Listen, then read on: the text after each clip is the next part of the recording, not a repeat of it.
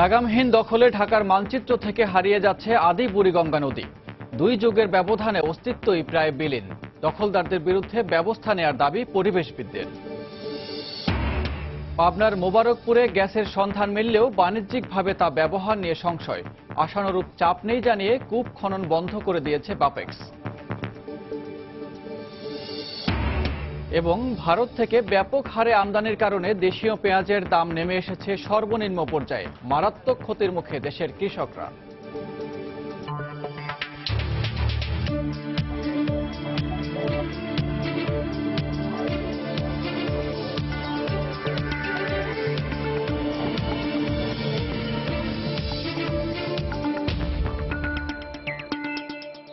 দেখছিলেন শিরোনাম। আমন্ত্রণ জানাচ্ছি দেশ ও দেশের বাইরের অর্থ বাণিজ্যের নানা খবর নিয়ে আমাদের নিয়মিত আয়োজন এই সময়ের বাণিজ্যে। আর আপনাদের সঙ্গে আছে আমি সানবীর রূপল। লাগামহীন দখলে ঢাকার মানচিত্র থেকে হারিয়ে যাচ্ছে আদি বুড়িগঙ্গা নদী। ভূমিগ্রাসীদের করাল থাবায় মাত্র 2 যুগের ব্যবধানে বুড়িগঙ্গার এ শাখা নদীর অস্তিত্বই আজ বিলীন হতে বসেছে। যে সামান্য এলাকাটি টিকে আছে সেখানেও চলছে দখলদারদের রাজত্ব। এসব প্রভাবশালীদের বিরুদ্ধে এখনই ব্যবস্থা নেওয়ার দাবি জানিয়েছেন পরিবেশবিদরা। তবে এই নদী উদ্ধারে প্রধানমন্ত্রীর নির্দেশে একটি কমিটি গঠন হলেও এখনো মূল কাজে নামতে পারেনি সংশ্লিষ্ট টাস্কফোর্স। বিস্তারিত জানাচ্ছেন সালাউদ্দিন সুমন। এ যেন মগের মুল্লুক, যে যেভাবে পারছে দখল করছে নদী, গড়ে তুলছে স্থাপনা। অসহায় নদী প্রতিদিনই নীরবে বুকে ধারণ করছে দখলদারদের ফেলা ইট কাঠ বালু আবর্জনা। আদি বুড়িগঙ্গা। বুড়িগঙ্গার মূল স্রোতধারা থেকে বেরিয়ে ইসলামবাগ হয়ে গাবতলী পর্যন্ত বয়ে যাওয়া একটি শাখা নদী। এ নদীর ইসলামবাগ থেকে বসিলা পর্যন্ত 6.5 কিলোমিটার গতিপথের 3 কিলোমিটার এলাকায় নদীর প্রায় সব জায়গায় ভরাট হয়ে গেছে। গড়ে উঠেছে শিল্প কারখানা, হাসপাতাল, ঘরবাড়ি সহ সরকারি বেসরকারি বিভিন্ন স্থাপনা। আর বসিলা থেকে গাবতলী পর্যন্ত 8 কিলোমিটার নদীর পুরোটাই যেন মুছে গেছে মানচিত্র থেকে। এভাবে প্রায় 2 যুগের ব্যবধানে 14.5 কিলোমিটার দীর্ঘ এই নৌরুটের 11 কিলোমিটার এলাকায় নেই নদীর অস্তিত্ব। অবশিষ্ট 3.5 কিলোমিটারেও চলছে দখলেরই মহোৎসব। সম্পূর্ণ নদী ছিল, আমরা এদিক থেকে ওই পান হাতটা গেতাম, কুল পাইতাম না কোনো। স্টিমার আসতো, লঞ্চ আসতো। বিদ্যুৎ বানাইছে, এটাও সরকারি জায়গা, সরকার বানাইছে, ওখান থেকে পাবলিক চার্জ নিছে। একটি স্রোতস্বিনী নদীকে কিভাবে গলা টিপে হত্যা করা হয়েছে এর উৎকৃষ্ট প্রমাণ মেলে আদি বুড়িগঙ্গার এই রসুলপুর পয়েন্টে এলে। দুপাশে ভরাট করতে করতে দখলদাররা যেন গিলে খেয়েছে গোটা নদীটাই। নদীর চলার জন্য তারা রাখেনি 20 ফুট জায়গাও। সঙ্গত কারণে শুষ্ক খালে পরিণত হয়েছে অবশিষ্ট নদীর সিংহভাগ। সৃষ্টি হয়েছে ঝাউ জঙ্গলের। সবাই দখল করে, আমারও মালিক দখল করতেছে, যে কোনো ব্যাপার না। নদী ছিল এক সময়, এখন নাই। এখন নাই। যখন আবার নদী হবে অবশ্যই এগুলি উচ্ছেদ হয়ে যাবে। মাঝ নদীতে সাইনবোর্ড টানিয়ে মালিকানা জাহির করছেন কেউ কেউ, কোথাও আবার অনুমোদনহীন সেতুর ছড়াছড়ি। এ অবস্থায় দখলদারদের লাগাম টেনে ধরতে এখনই সরকারকে তৎপর হওয়ার তাগিদ দিচ্ছেন পরিবেশবিদরা। বলতে হবে যে এইটা বুড়িগঙ্গা ছিল, পরবর্তীতে যারা ভুয়া দলিল দিয়ে জমি দখল করেছে তাদের বিরুদ্ধে দেশের আইন অনুযায়ী শাস্তিমূলক ব্যবস্থা নিতে হবে। কিন্তু যাদের বিরুদ্ধে নেবেন তারা হচ্ছে অত্যন্ত ক্ষমতাশালী, তাদের নাম উচ্চারণ করাও নিষিদ্ধ। এই নদী উদ্ধারে মাঠে নামতে চায় সংশ্লিষ্ট টাস্কফোর্স। এ লক্ষ্যে একটি কমিটি গঠনের কথাও জানালেন দায়িত্বশীল এই কর্মকর্তা। ভূমিদস্যু যারা আছেন তারা এখানে নদীকে দখল করে বাড়ি করেছেন, ফ্যাক্টরি করেছেন। এ নদীর কিন্তু এখন অস্তিত্ব নাই। এটাকে পুনরুদ্ধারের জন্য আমরা চেষ্টা করছি। টাস্কফোর্স থেকে একটা সিদ্ধান্ত হয়েছে এবং রিসেন্টলি খুব সম্প্রতি মাননীয় প্রধানমন্ত্রী একটা কমিটি করে দিয়েছেন। বুড়িগঙ্গার এই আদি চ্যানেলটি দখলমুক্ত করে রাজধানী ঘিরে চক্রাকার পানিপথের আওতায় নিয়ে আসার পরিকল্পনাও রয়েছে টাস্কফোর্সের। সালাউদ্দিন সুমন, সময় সংবাদ, ঢাকা। পাবনার মোবারকপুরে গ্যাসের সন্ধান মিললেও তা বাণিজ্যিকভাবে ব্যবহারে দেখা দিয়েছে সংশয়। স্থানীয়রা জানান, অনুসন্ধানের 3 বছরে মোবারকপুরকে এশিয়ার সর্ববৃহৎ গ্যাস ক্ষেত্র আবিষ্কার করলেও বর্তমানে ব্যবহারযোগ্য গ্যাস নেই বলে জানিয়েছে বাপেক্স কর্মকর্তারা।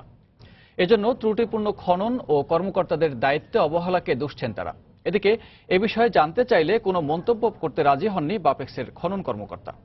2014 সালে মোবারকপুরে গ্যাস কূপ খননের কাজ শুরু হয় বাপেক্সের। এরপর খনন কাজে ত্রুটি ও গ্যাসের অতিরিক্ত ঊর্ধ্বমুখী চাপের কারণে 2 দফা কাজ বন্ধ থাকে। গত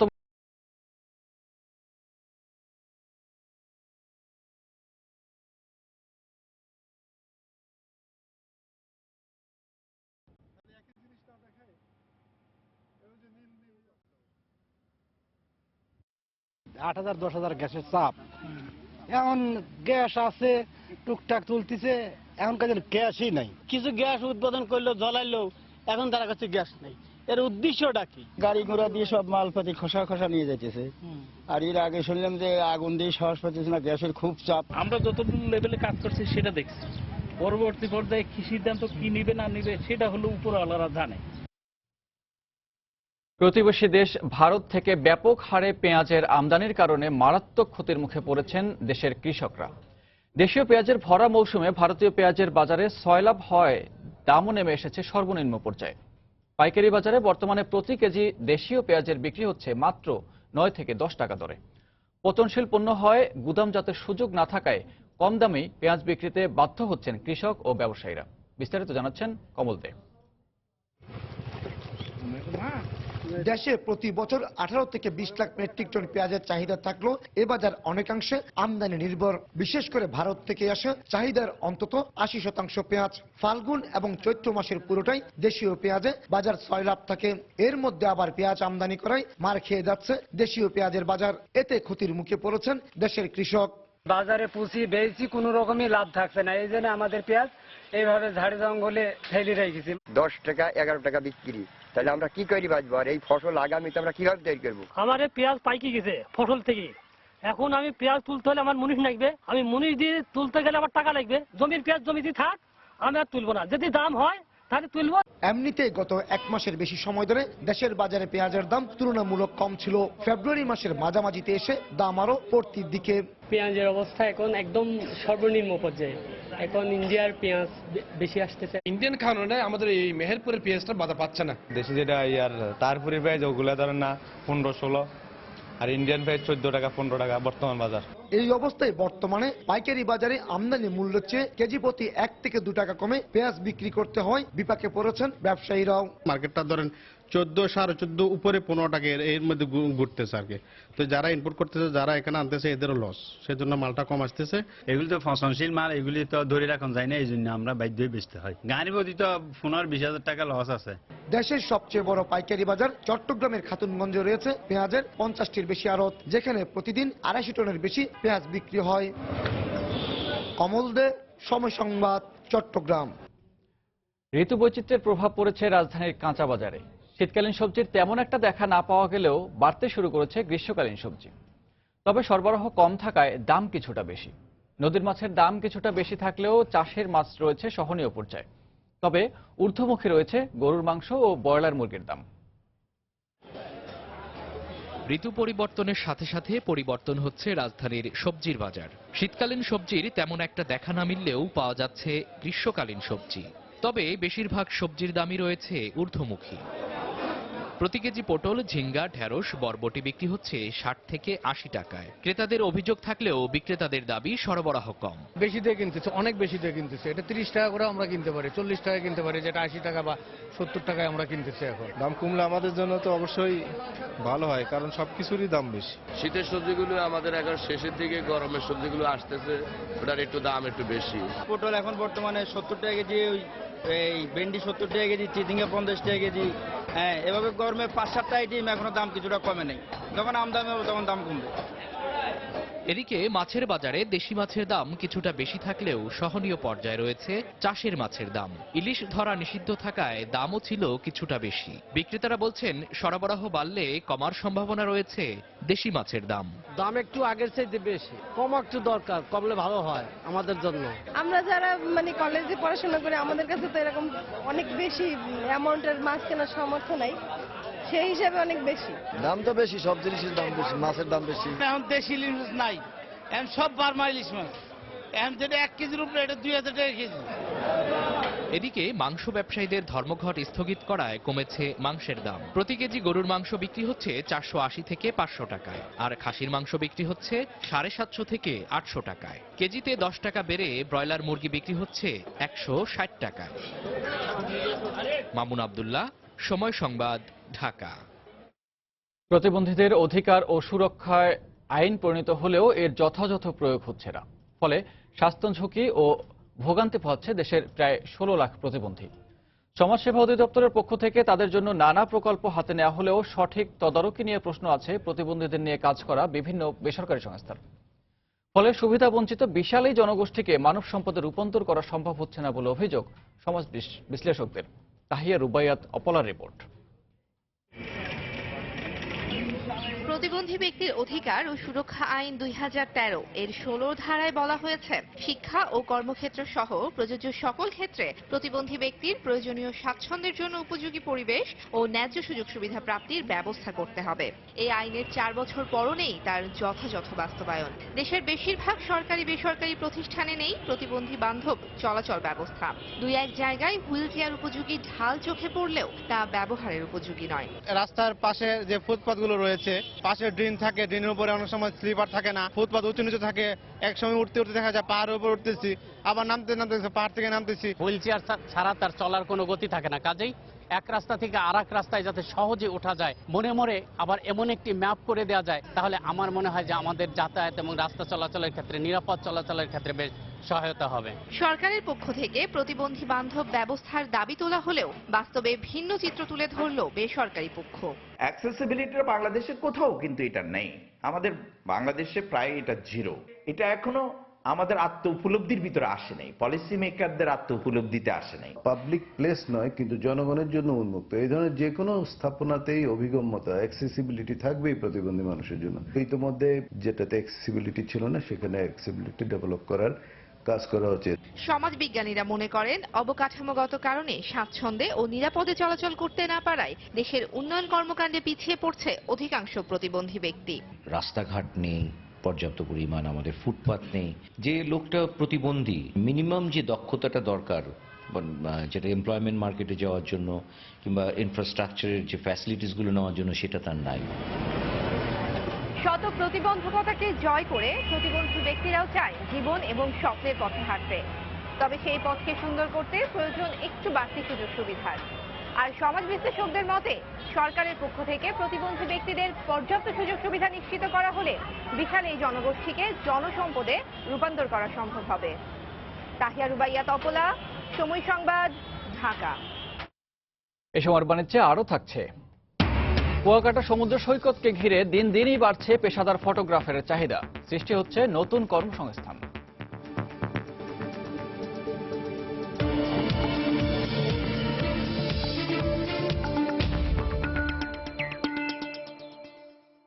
ক্ষুদ্র ঋণ কার্যক্রমের মাধ্যমে দারিদ্র্য দূরীকরণের প্রফেসর ডক্টর মোহাম্মদ ইউনুস ও ব্র্যাকের প্রতিষ্ঠাতা স্যার ফজলে হাসান আবেদের যথেষ্ট অবদান আছে, এমন মন্তব্য করে অর্থমন্ত্রী আবুল মাল আব্দুল মুহিত বলেছেন, এজন্য তাদের সম্মান করা উচিত।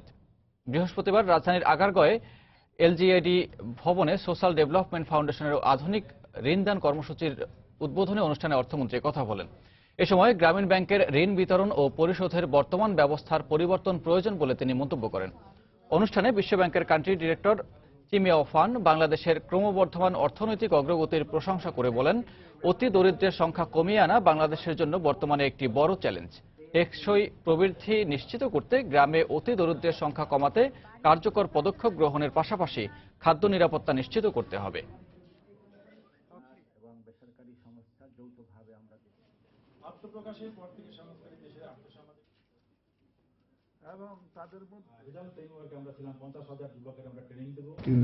গ্রামীণ ব্যাংকে দেখা যাচ্ছে সেটা সত্যিকার ভাবে পভার্টি রিমুভাল হয় এবং সত্যিকার ভাবে গরিবদের দিকে নজর দেওয়া হয়। এরকম আরেকটি সংস্থা হচ্ছে ব্র্যাক। এইসব লোক সম্মানী ব্যক্তিত্ব এবং তাদের আমাদের সম্মান করা উচিত। গত 2 দশকে বাংলাদেশে দ্রুত অর্থনৈতিক অগ্রগতি হয়েছে, দারিদ্র সীমা কমে 22% দাঁড়িয়েছে। এত সব অর্জন সত্ত্বেও গ্রামাঞ্চলে অতি দরিদ্র এখনো অনেক বেশি। অন্তর্ভুক্তিমূলক প্রবৃদ্ধি নিশ্চিত করতে হতদরিদ্রের সংখ্যা কমিয়ে আনার পাশাপাশি খাদ্য নিরাপত্তা নিশ্চিত করতে হবে। এক্ষেত্রে বিশ্বব্যাংকের সহায়তা অব্যাহত থাকবে। দেশের প্রবীণ নাগরিকদের জীবনের বৈচিত্র্যময় স্বাচ্ছন্দ্য নিয়ে আসতে সমাজের নানা ব্যক্তি ও প্রতিষ্ঠানকে এগিয়ে আসার আহ্বান জানিয়েছেন অর্থমন্ত্রী আবুল মাল আব্দুল মুহিত। বৃহস্পতিবার পল্লী কর্মসহায়ক ফাউন্ডেশন পিকেএসএফ আয়োজিত প্রবীণ জনগোষ্ঠীর জীবনমান উন্নয়ন বিষয়ক এক সম্মেলনে এ আহ্বান জানান মন্ত্রী। অর্থমন্ত্রী বলেন, দেশের মানুষের গড় আয়ু বাড়ার সাথে সাথে প্রবীণদের নানা সমস্যা ও ঝুঁকি বাড়ছে।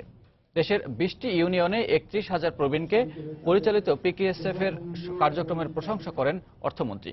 এই কর্মসূচির আওতায় 18টি জেলায় সহযোগী সংস্থার মাধ্যমে প্রবীণ সামাজিক কেন্দ্র পরিচালনা, বয়স্ক ভাতা প্রদান, স্বাস্থ্য সেবা সহ নানা কার্যক্রম পরিচালনা করে পিকেএসএফ। অর্থমন্ত্রী বলেন, ভালো মানসিকতা থাকলে যে কোনো অবস্থান থেকেই সমাজের জন্য এগিয়ে আসা যায়।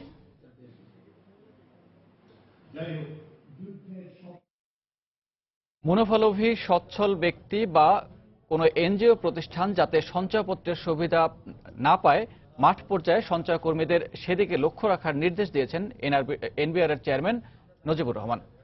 গতকাল রাজধানীর একটি হোটেলে জাতীয় সঞ্চয় অধিদপ্তর আয়োজিত এক প্রশিক্ষণ কর্মশালার উদ্বোধনী অনুষ্ঠানে এই নির্দেশ দেন তিনি। প্রান্তিক পর্যায়ে দরিদ্র মানুষেরা সঞ্চয়পত্রের মূল সুবিধাভোগী।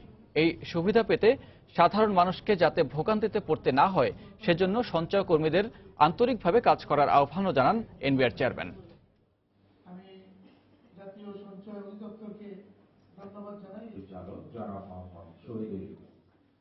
সচ্ছল কেউ, বিশেষ করে কিছু কিছু বিদেশি প্রতিষ্ঠান তাদের বিভিন্ন তহবিল বিনিয়োগে না খাটিয়ে তারা সঞ্চয়পত্র কিনে উচ্চ সুদের হার বা মুনাফার হার নেওয়ার অপপ্রয়াস চালিয়েছেন।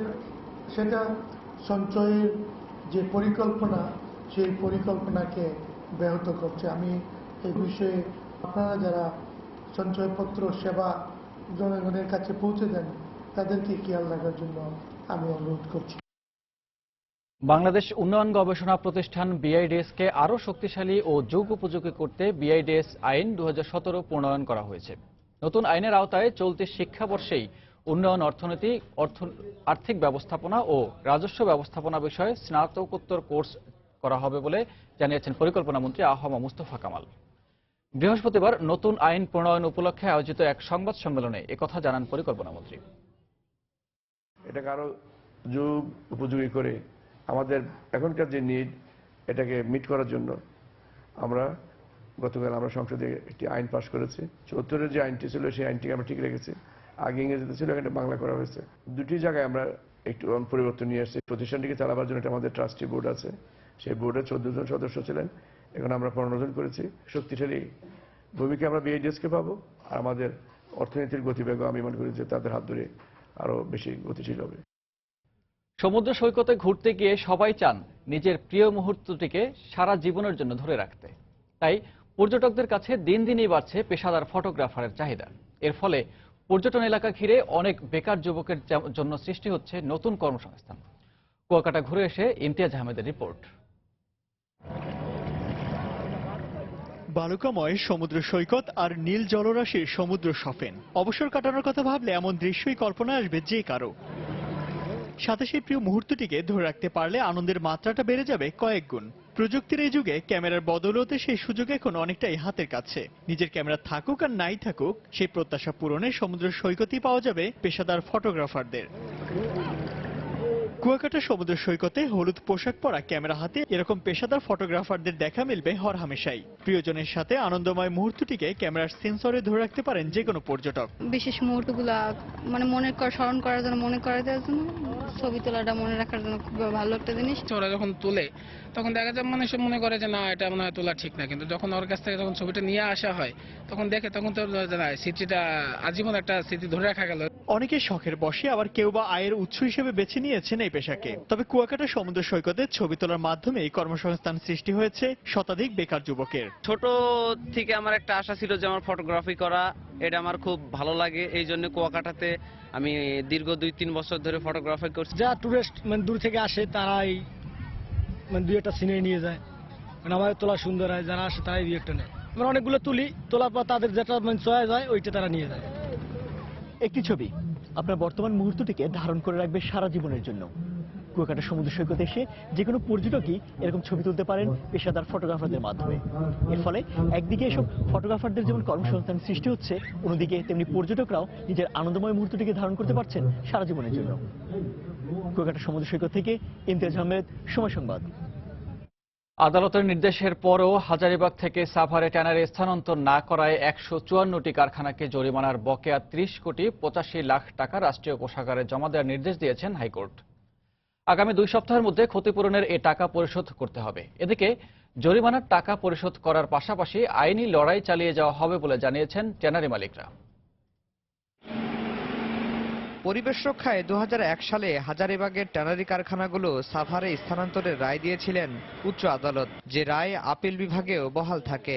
রায়ের পর সরকার দফায় দফায় ট্যানারি স্থানান্তরের সময় বাড়ালেও এখনো সরেনি 154টি কারখানা। বিষয়টি আদালতের নজরে আনা হলে হাইকোর্ট প্রথমে জরিমানা করে। বলা হয়, যতদিন সাভারে স্থানান্তর না হচ্ছে ততদিন কারখানাগুলো 50,000 টাকা করে রাষ্ট্রীয় কোষাগারে জমা দিবে। যদিও পরে জরিমানার টাকা কমিয়ে 10,000 টাকা ধার্য করেন আপিল বিভাগ। শুরুর দিকে কয়েকটি কারখানা জরিমানার টাকা পরিশোধ করলেও পরে আর দেয়নি। এতে 154টি ট্যানারির কাছ থেকে 30,85,00,000 টাকা বাকি পড়ে।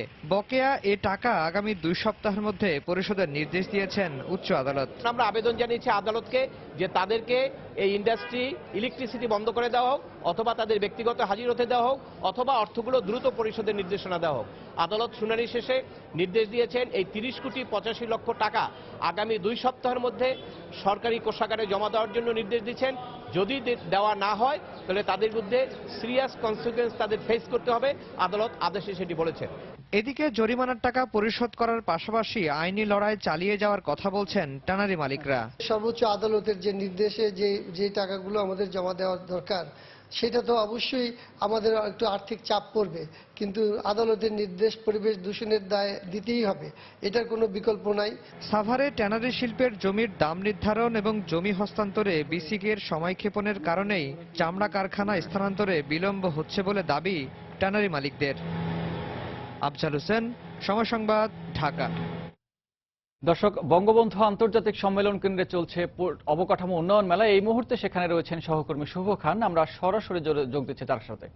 শুভ, বঙ্গবন্ধু আন্তর্জাতিক সম্মেলন কেন্দ্র আজকে থেকে কিন্তু অবকাঠামো উন্নয়ন মেলা শুরু হয়েছে। তো তথ্যমন্ত্রী হাসানুল হক এনু এবং সাবেক শিল্পমন্ত্রী দিলীপ বড়ুয়া সহ বেশ কয়েকজন অতিথি রয়েছেন, তারা কিছুক্ষণের মধ্যেই উদ্বোধন করবেন। তো আমি যদি একটু আমার পেছনের দিকে একটু দেখাতে চাই যে আসলে বাংলাদেশের যে অর্থনৈতিক উন্নয়নের সাথে সাথে অবকাঠামোর যে উন্নয়নের যে বিষয়টি চলে এসেছে, সে বিষয়টি মাথায় রেখেই কিন্তু এই অবকাঠামো উন্নয়ন মেলার আয়োজন করা হয়েছে, যেখানে মূলত বিভিন্ন ধরনের যে ইলেকট্রনিক্স সামগ্রী রয়েছে, কলকারখানায় ব্যবহার্য সেই পণ্যগুলো কিন্তু এখানে তুলে ধরা হয়েছে। এছাড়া রয়েছে অত্যাধুনিক পাওয়ার এনার্জি সেভিংস যে বাল্বগুলো রয়েছে সেগুলো, এছাড়া বিভিন্ন ধরনের যে সোলার প্যানেলগুলো রয়েছে সেগুলো। আপনি জানেন যে জ্বালানি নিরাপত্তা নিশ্চিত করা কিন্তু একটি সরকারের জন্য বড় একটি চ্যালেঞ্জ, কেননা আমাদের এখনই কিন্তু শিল্প কলকারখানাগুলোতে কিন্তু পর্যাপ্ত কিন্তু জ্বালানি সরবরাহ নিশ্চিত করা যাচ্ছে না। এছাড়া কিন্তু বিদ্যুতের যে ঘাটতি রয়েছে সে বিষয়টি মাথায় রেখেই কিন্তু যে টেকসই যে জ্বালানি নিরাপত্তা নিশ্চিত করার লক্ষ্যে কিন্তু সাধারণ মানুষ এবং যারা উদ্যোক্তা রয়েছেন তাদের মাঝে সচেতনতা বৃদ্ধির উদ্দেশ্যেই কিন্তু এই মেলার আয়োজন করা হয়েছে। দর্শক, আপনারা দেখতে পাচ্ছেন যে এখানে কিন্তু যে সোলার প্যানেলগুলো ডিসপ্লে করা হচ্ছে, যেখানে খুব সাশ্রয়ী মূল্যে এখানে যারা উদ্যোক্তা রয়েছেন তারা কিনতে পারবেন। এবং এছাড়াও কিন্তু আমরা দেখতে পেয়েছি যে বিভিন্ন ধরনের যে অবকাঠামো বা বিশেষ করে কলকারখানায় ব্যবহার্য যে ফিটিংস রয়েছে, সে ফিটিংসগুলো কিন্তু এই ধরনের মেলাতে শো করা হচ্ছে। এছাড়া আপনার প্রায়শই কিন্তু কলকারখানাগুলোতে কিন্তু বিভিন্ন ধরনের যে বৈদ্যুতিক শর্ট সার্কিট থেকে যে দুর্ঘটনাগুলো ঘটে, সে কারণে কিন্তু প্রচুর ক্ষয়ক্ষতি হয়, এবং সে বিষয়টি মাথায় রেখে কিন্তু যে অত্যাধুনিক যে কেবল রয়েছে সেগুলো ডিসপ্লে করা হচ্ছে এবং উদ্যোক্তাদের কাছে সুলভ মূল্যে সেগুলো বিক্রি করা হচ্ছে। পাশাপাশি তাদেরকে সামনে কিন্তু এই বিষয়গুলো তুলে ধরা হচ্ছে, কেননা যে বৈদ্যুতিক যে শর্ট সার্কিট সেটি থেকে যদি কারখানাকে যদি রক্ষা করা না যায় তাহলে কিন্তু প্রায়শ দেখা যায় প্রাণহানি বা আর্থিক ক্ষয়ক্ষতির সম্মুখীন হতে হয়। তো সে বিষয়টি মাথায় রেখে এই উন্নয়ন মেলা, অবকাঠামো উন্নয়ন মেলা চলছে। তো এছাড়াও কিন্তু বঙ্গবন্ধু আন্তর্জাতিক সম্মেলন কেন্দ্রে আরেকটি কিন্তু প্রোগ্রাম চলছে, সিলেট আন্তর্জাতিক উৎসব, যেখানে অর্থমন্ত্রী আবুল মাল আব্দুল মোহিত এবং এনবিআর এর যে চেয়ারম্যান নজিবুর রহমান রয়েছেন তারা উপস্থিত রয়েছেন। তো রূপল, এই ছিল মোটামুটি বঙ্গবন্ধু আন্তর্জাতিক সম্মেলন কেন্দ্রে আমার হাতে থাকা সর্বশেষ তথ্য। বঙ্গবন্ধু আন্তর্জাতিক সম্মেলন কেন্দ্রে চলছে অবকাঠামো উন্নয়ন মেলা, আর সেখান থেকে খবরাখবর জানাচ্ছিলেন শুভ খান। পর্যটন খাতে বিনিয়োগ করতে প্রবাসীদের প্রতি আহ্বান জানিয়েছেন বেসামরিক বিমান পরিবহন ও পর্যটন মন্ত্রী রাশেদ খান মেনন। বৃহস্পতিবার রাজধানীর শান্তিনগরে 4 তারকা মানের স্কাই সিটি হোটেলের উদ্বোধনী অনুষ্ঠানে তিনি এই আহ্বান জানান। মন্ত্রী বলেন, এ ধরনের উদ্যোগ সামনের দিনগুলোতে পর্যটন ও হোটেল ব্যবসায় বিনিয়োগ বাড়াতে উৎসাহ যোগাবে। সবার সম্মিলিত প্রচেষ্টায় নতুন কর্মসংস্থান সৃষ্টির পাশাপাশি দেশের পর্যটন খাত অনেকাংশেই এগিয়ে নেওয়া সম্ভব হবে বলে আশা প্রকাশ করেন মন্ত্রী। অনুষ্ঠানে উপস্থিত ছিলেন বাংলাদেশ পর্যটন কর্পোরেশনের চেয়ারম্যান অরূপ চৌধুরী, এফবিসিসিআই এর প্রথম সহসভাপতি শফিউল ইসলাম মহিউদ্দিন, হোটেল পরিচালক তোফায়েল ইসলাম সহ অনেকে। উদ্বোধনী অনুষ্ঠান শেষে সাংস্কৃতিক অনুষ্ঠানের আয়োজন করা হয়। নারায়ণগঞ্জের রূপগঞ্জে যমুনা ব্যাংক লিমিটেডের 2টি এটিএম বুথ উদ্বোধন করা হয়েছে। বৃহস্পতিবার উপজেলার কায়েতপাড়া ইউনিয়নের পূর্বগ্রাম এবং বক্তাবাড়ি এলাকায় এই 2 বুথের উদ্বোধন করেন ব্যাংকের পরিচালক ও স্থানীয় সংসদ সদস্য গোলাম দস্তগীর গাজী। এই উপলক্ষে আয়োজিত অনুষ্ঠানে তিনি সব শ্রেণী পেশার মানুষকে ব্যাংকিং সেবার আওতায় আসার আহ্বান জানান। অনুষ্ঠানে যমুনা ব্যাংকের ব্যবস্থাপনা পরিচালক মির্জা ইলিয়াস উদ্দিন আহমদ সহ ব্যাংকের ঊর্ধ্বতন কর্মকর্তারা এবং এলাকার রাজনৈতিক নেতারা উপস্থিত ছিলেন।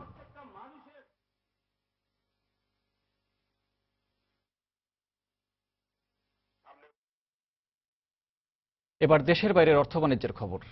জীবন রক্ষা ও রাজস্ব অপচয় রোধে এবার কেবল স্বয়ংক্রিয় নয়, সেন্সর কার বাণিজ্যিকভাবে বাজারে আনছে যুক্তরাষ্ট্র। এ নিয়ে কংগ্রেসে আইন প্রণয়নের কাজ চলছে।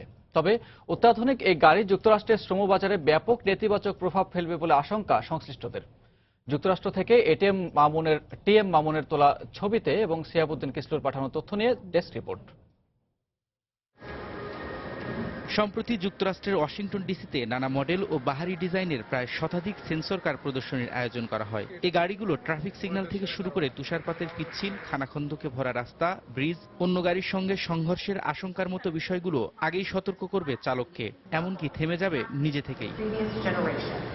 যুক্তরাষ্ট্রের $3 লাখ কোটি এই অটো ইন্ডাস্ট্রির ভবিষ্যৎ নিয়ে আলোচনায় বসেন গাড়ি প্রস্তুতকারক প্রতিষ্ঠানগুলো। এতে সড়ক দুর্ঘটনায় প্রাণহানি, আর্থিক ক্ষতিরোধের বিষয়ে খোলামেলা আলোচনা করেন বক্তারা। তবে এসব গাড়ি যুক্তরাষ্ট্রের বাজারে এলে অভিবাসী সমাজে বেকারত্ব বাড়া সহ নানা নেতিবাচক প্রভাব পড়ার আশঙ্কা সংশ্লিষ্টদের। দ্য কনজিউমার অ্যাসোসিয়েশনের প্রধান গ্যারি শাপিরো বলেন, এক্ষেত্রে মানুষের জীবন রক্ষায় সবচেয়ে বেশি গুরুত্বপূর্ণ। বিশ্বজুড়ে বৈজ্ঞানিক উদ্ভাবন মানুষের জীবন বদলে দিচ্ছে। যানবাহন যেমন আমাদের জন্য জরুরি, তেমনি এর কারণে অনেকের মূল্যবান জীবনও চলে যাচ্ছে। তাই এমন উদ্ভাবন আমাদের জন্য খুবই গুরুত্বপূর্ণ। আর মানুষ পড়াশোনায় যত এগিয়ে যাবে, বিজ্ঞান ও প্রযুক্তি তত এগিয়ে যাবে, তত বেশি কর্মসংস্থানও তৈরি হবে বলে আমি মনে করি। আর কংগ্রেস ওম্যান ডেবি ডিঙ্গল জানান, আইন প্রণয়নে জনগণের স্বার্থকেই গুরুত্ব দেওয়া হবে।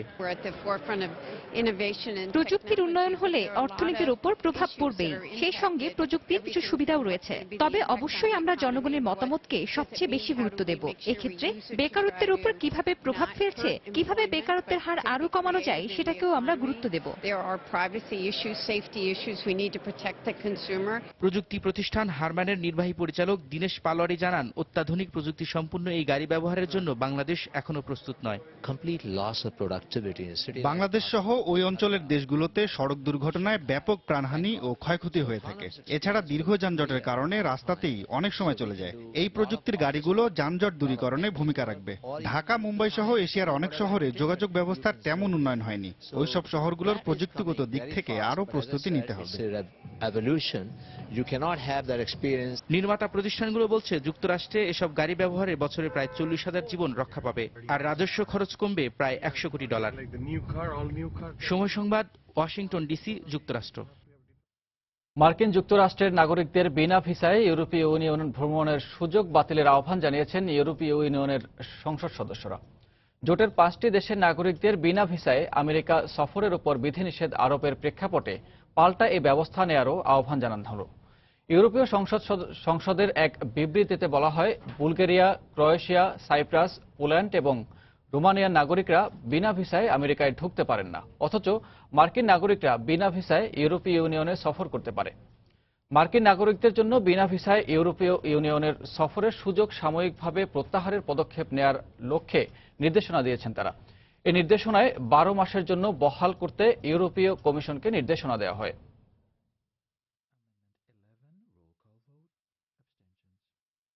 ইউক্রেনের একটি কয়লা খনিতে বিস্ফোরণের ঘটনায় 8 জন শ্রমিক নিহত হয়েছে।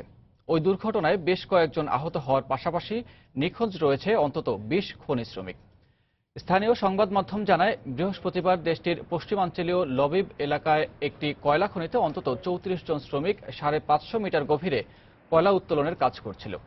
এ সময় হঠাৎ করেই একটি গ্যাসের সিলিন্ডারের বিস্ফোরণ ঘটলে ঘটনাস্থলেই 8 জন মারা যান। তাৎক্ষণিকভাবে আহতদের উদ্ধার করে স্থানীয় হাসপাতালে ভর্তি করা হয়। কয়লা উত্তোলনে দুর্বল যন্ত্রাংশ ব্যবহারই দুর্ঘটনার মূল কারণ বলে মনে করা হচ্ছে।